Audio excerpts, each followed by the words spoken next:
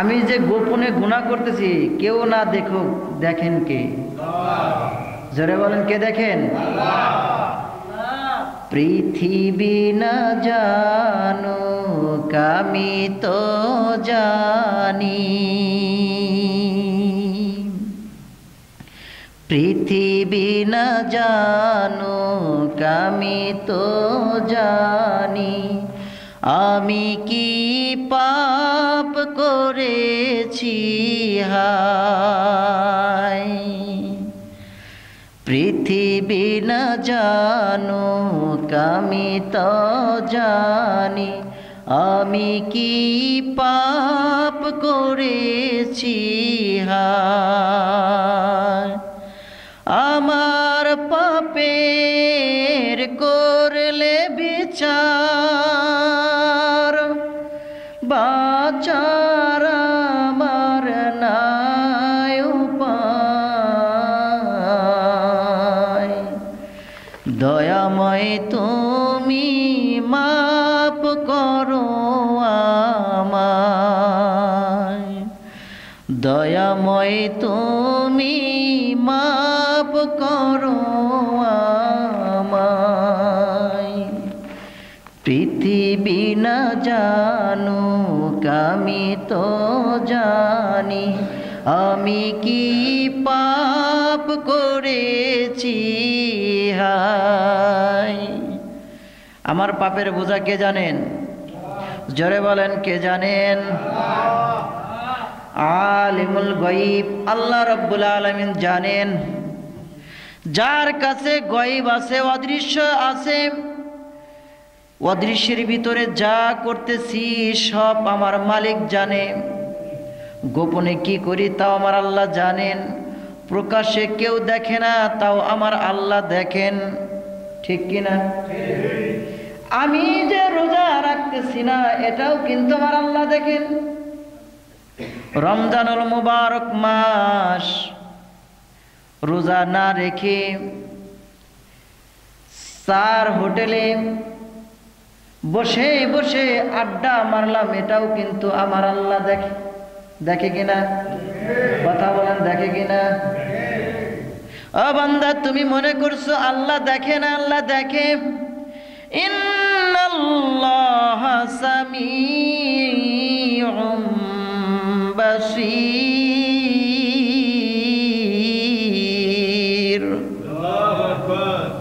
আল্লাহ শোনেন কিনা? আল্লাহ দেখেন কিনা?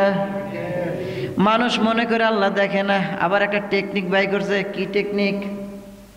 4 হোটেলের টেকনিক। সারা বছর পর্দা থাকে না। পর্দা করা কি ফরজ? পর্দা করা কি পর্দা? ফরজ কাজ করতেছি। রমজান মাসে কি করতেছে? ফরজ কাজ করতেছে। বুঝছেননি না বুঝুননি? আচ্ছা, মানে পর্দা করা ফরজ।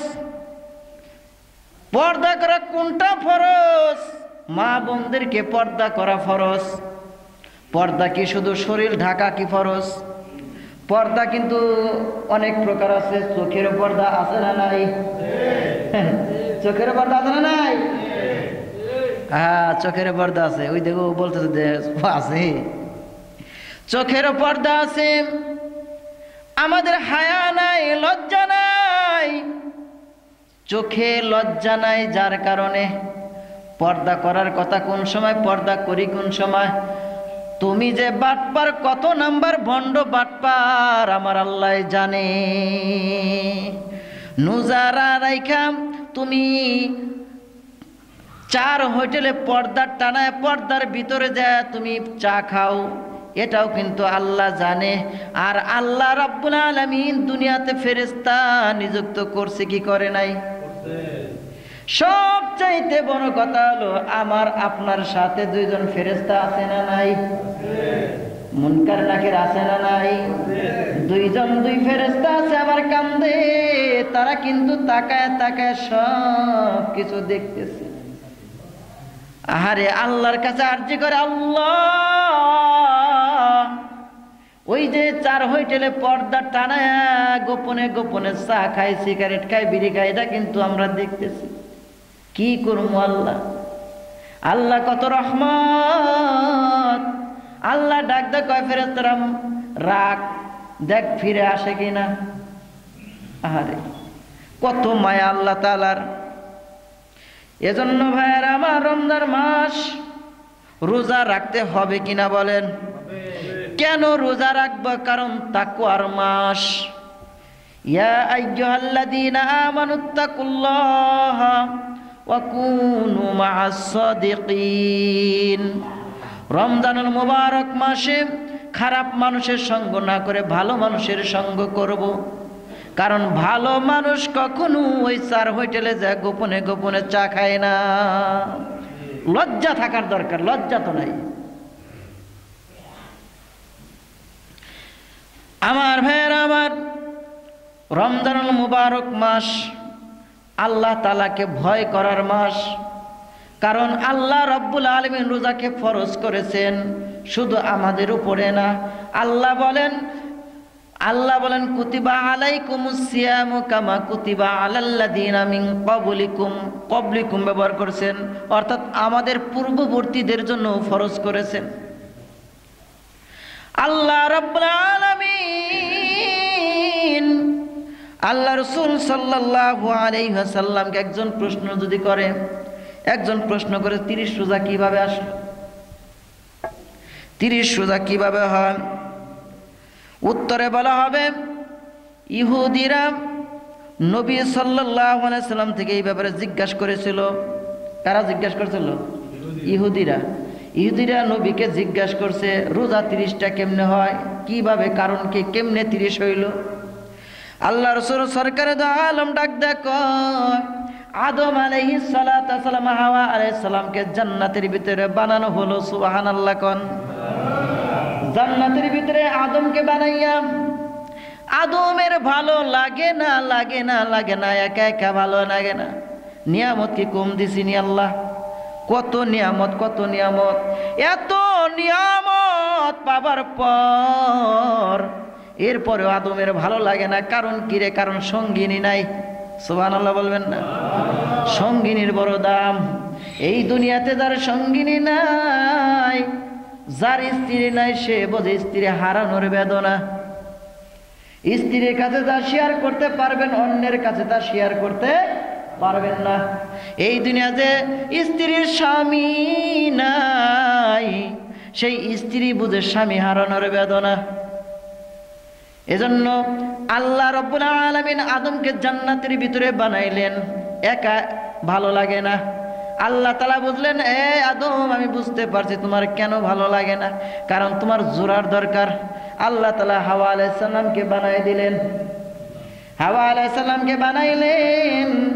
বানানোর পর আদম আলাইহিস সালাম চোখটা খুলে দেখে আমার পাশে এত সুন্দর আমার মতো একটা মানুষ, কিন্তু একটু ব্যতিক্রম। কারণ কি রে? আদম আলাইহিস সালাম হাওয়া আলাইহিস সালামের চেহারা অবকাঠমে দেখে পাগল হয়ে গেছে। এত সুন্দর চেহারা ধরতে গেছে। আল্লাহ গায়ে সাবধান, একে ধরা যাবে না। কেন যাবে না? কারণ মোহর দিতে হবে। সুবহানাল্লাহ, মোহর দিতে হবে। কবুল বলছে, কবুল বলে হুজুরে বা ইমাম সাহেব বিয়ে পড়াই দিয়েছে, কবুল বলছে শুধু, কিন্তু মহারানা আদায় করে নাই। মহারানা আদায় না করা পর্যন্ত তোমার জন্য জায়েজ হবে না। মহারানা দিতে হবে। আমার ভাইয়েরা আমার, আদম আলাইহিস সালাতু ওয়াস সালাম কে যখন হাওয়া আলাইহিস সালাতু ওয়াস সালাম মহারানার মাধ্যমে যখন সম্পূর্ণ হয়ে গেল বিবাহ, আদম আলাইহিস সালাম এবং হাওয়া আলাইহিস সালামের শত্রু হয়ে দাঁড়াইলো ইবলিস। আদুব্বুম মুবিন, শয়তান আমাদের চিরশত্রু হয়ে দাঁড়াইলো। শয়তান কিভাবে ধোঁকা দেওয়া যায়, কিভাবে গন্ধম গাছের ফল খাওয়া যায়, হাদিস শাজারা, আল্লাহ বলছে খবরদার ওই গাছের কাছে কিন্তু যাবে না। আদম আলাইহিস সালাম ওই গাছের কাছে যায় না, হাওয়া আলাইহিস সালাম যায় না, কিন্তু ওই যে ইবলিস ধোঁকা দিতে আর দেরি করলো না। কারণ মহিলা মানুষ কিন্তু একটু নরম বেশি, বুঝাইলে বুঝাই। এই যে কিছুদিন আগে দেখছেন একটা কুসংস্কার আসছিল, একটা গজব আসছিল, গুজব আসছিল। গুজব কি? এক জায়গায় একজনে বসতো, বৈশাখ তোমার স্বর্ণ আনো, একটা স্বর্ণ দিলি আমি স্বর্ণের একটা পাটা দেব, মানে দেখায় দেখায়। এরকম বহুত নারীর কাছ থেকে, বহুত মহিলার কাছ থেকে স্বর্ণ নিয়ে গেছে, নিছে কিনা? আপনাদের এখানে হয় নাই? এটা কিন্তু ঘটনা ঘটছে, কিন্তু ধোঁকাবাজ শয়তান ধোঁকা দিতে লাগলো। শয়তান এসে হাওয়া আলাইহিস সালামের পাশে এসে কাঁদতে লাগলো, আর এমন কান্নার সুর, মায়াবী কান্না। হাওয়া আলাইহিস সালাম মহিলা মানুষ, অন্তরে লেগে গেছে, এত সুন্দর কাঁদে কেনা। হাওয়া আলাইহিস সালামকে গলায় ফেললেন, কয় তোমরা জানো না আমার তোমাদের জন্য এত মায়া লাগে, কে কি হয়েছে? কয় আল্লাহ তোমাদেরকে জান্নাতে বানাইলো, জান্নাতে থাকবেরও দিল, কিন্তু সমস্যা হইলো ওই যে একটা গাছের ফল, গাছের নিকটে যাবে না করছে, ফল তো খাইবে না, নিকটেও যাবে না করছে, এটা একটা কাজ হইলো, কে কি হইল? কয় এই গাছের ফল যদি তোমরা খাইতা সারা জিন্দেগি এই জান্নাতের ভিতরে থাকতে পারতাম। লোভ ধরাইছে কিনা? মানুষ তো বড় লোভী, মানুষ এত লোভী, মানুষকে আল্লাহ তাআলা এত কিছু দিছে, এত কিছু দিছে, এরপরে নিমুখ হারামি করে, নিমুখ হারামি করে। জবানটা দিয়েছেন, চক্ষুটা দিয়েছেন, বডিটা দিয়েছেন, কে দিয়েছেন? এত কিছু দেওয়ার পরে নিমুখ হারামি করি। লোভ দেখানো হলো। হাওয়া আলাইহিস সালাম কয় তাই নাকি? কয় আল্লাহ তাআলা এরকম একটা কাজ করলো। কয় তোমরা যদি জান্নাতে সারা জীবন থাকতে চাও তাহলে ওই গাছের ফল খাও, খাইলেই সারা জীবন জান্নাতে থাকতে পারবা। জান্নাতে এই যে ধোঁকায় পড়লেন, ধোঁকা দিলেন কে? শয়তান ধোঁকা দিলেন। হাওয়া আলাইহিস সালাম বুঝতে না পেরে গন্ধম গাছের ফল খেলেন। একটা খাদ্য যদি মানুষের পেটে চলে যায়, ওই খাদ্যটার মেয়াদ ডাক্তারি মতে, বিজ্ঞানী মতে ওইটার কতদিন বলে ওইটার থাকে। একটা খাদ্য খেলে ওটা নির্যাস চলতে থাকে, এটা কাজ চলতে থাকে। তো হাওয়া আলাইহিস সালাম গন্ধম গাছের ফল খেলেন, আদম আলাইহিস সালাম খাইলেন। খাওয়ার পরে 30 দিন, কতদিন? 30 দিন পর্যন্ত এদের এই গন্ধম ফলের একটা লিমিট ছিল। এই 30 দিনের কারণে আল্লাহ রাব্বুল আলামিনের হাবিব বলতেছেন, আদম আলাইহিস সালাম যখন বেহেশতে ওই গোটা খেয়ে ফেললেন, মানে গন্ধম খেয়ে ফেললেন, গোটা মানে কি গন্ধম খেয়ে ফেললেন, এবং তার পেটে খাওয়ার 30 দিন যাবত এটা কি বাকি ছিল। এই গন্ধম ফলটা কতদিন ছিল? 30 দিন পর্যন্ত গন্ধম ফলটা পেটের ভিতরে ছিল। এর কারণে আল্লাহ রাসূল বলতেছেন, সেজন্য আল্লাহ তাআলা তার সন্তানদেরকে 30 দিন উপোস থাকার জন্য আল্লাহ তাআলা আদেশ করলেন। সুবহানাল্লাহ। 30 রোজা পাইছেন? আল্লাহ রাসূল 30 রোজা বলে দিলেন যে এই হলো 30 রোজা। তাহলে রমজানুল মুবারক মাসের এই রোজা রেখে আমাদের কিছু করণীয় কাজ আছে না নাই? আমাদের কিছু করণীয় কাজ আছে যেইগুলো থেকে আমাদেরকে বিরত থাকতে হবে,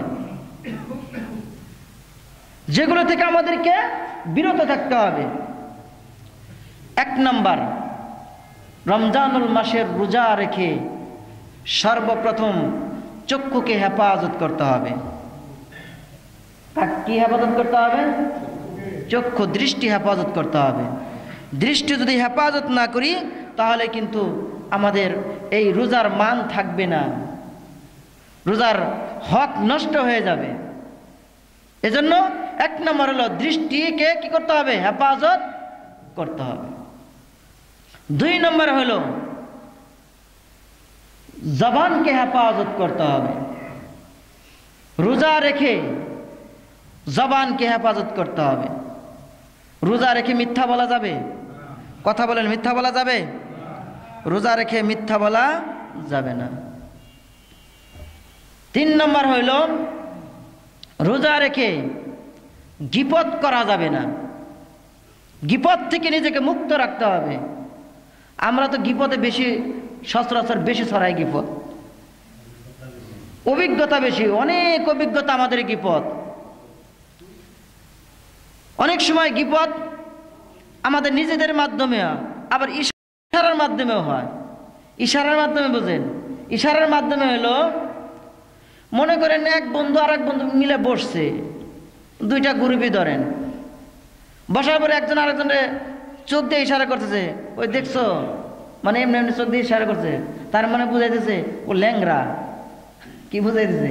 ও ল্যাংরা, ও কানা, এভাবে ইশারা করে বুঝাইতেছে, বেটে, এভাবে বুঝাই বলেছে, এটা ইশারা। এই যে ইশারা দিয়ে যে আপনি গীবত করছেন, এগুলো কিন্তু মানুষ বুঝে না, ইশারার মাধ্যমে গীবত হয়। তাহলে গীবত থেকে আমাদের কি করতে হবে? হেফাজত থাকতে হবে। তারপর হইল অন্তরের মাধ্যমে নিজেকে ঠিক রাখতে হবে। অন্তর দ্বারা গুনাহ, অনুমান দ্বারা গুনাহ করা যাবে না। তাহলে এই যে কাজগুলো, এই রমজানুল মুবারক মাসে রোজা রেখে এই কাজগুলো কি করা যাবে? আরো যারা বলেন যাবে? যাবে না। আল্লাহ রাব্বুল আলামিন বলেন, রমজানুল মুবারক মাসে তোমাকে হালাল খাবার খেতে হবে। রোজা রাখছেন, হারাম খাবার দিয়ে রোজা রাখছেন। রোজা রাখলে হারাম খাবার খাওয়া যাবে না, হালাল খাবার দ্বারা রোজা রাখতে হবে। হালাল খাবার দ্বারা ইফতার আপনাকে করতে হবে। যেই খাদ্যের মধ্যে ভেজাল আলা খাদ্য দিয়া রোজা রাখা নিষেধ, ভেজাল আলা খাদ্য দিয়া ইফতারি করাও নিষেধ। হারাম খাবার খাওয়া যাবে না। হারাম কি? আল্লাহ তাআলা বলেন, ওয়া হাল্লাল্লাহুল বাই'a ওয়া হাররামার রিবা। আল্লাহ রাব্বুল আলামিন তিনি ব্যবসাকে হালাল করেছেন। কি করেছেন? বলেন কি করেছেন? ব্যবসাকে হালাল করেছেন। ব্যবসার মাধ্যমে যে টাকা অর্জন করা হয়, ইনকাম করা হয়, সেই টাকা কিন্তু হালাল। কিন্তু আবার এই ব্যবসার মধ্যে কোয়ালিটি আছে। মিথ্যা কথা বলে ব্যবসা করা যাবে না। ফতোয়া দেওয়া যাবে না আমি ব্যবসা করে আমার টাকা হালাল। এক ক্রেতা আসছে আপনার কাছে জিনিস ক্রয় করার জন্য, আপনি বললেন ভাই এটা 30 টাকা। সে বলতেছে না ভাই 30 টাকা দিয়ে 25 টাকা দিব। আপনি বলতেছেন না 25 টাকা তো আমি কিনতেই পারি নাই, অথচ জিনিস কিনছেন 20 টাকা দিয়ে। জারি দিলেন কি? 25 টাকা দেয়া, কিনতেই তো পারি নাই আমি। মিথ্যা বললেন কি না?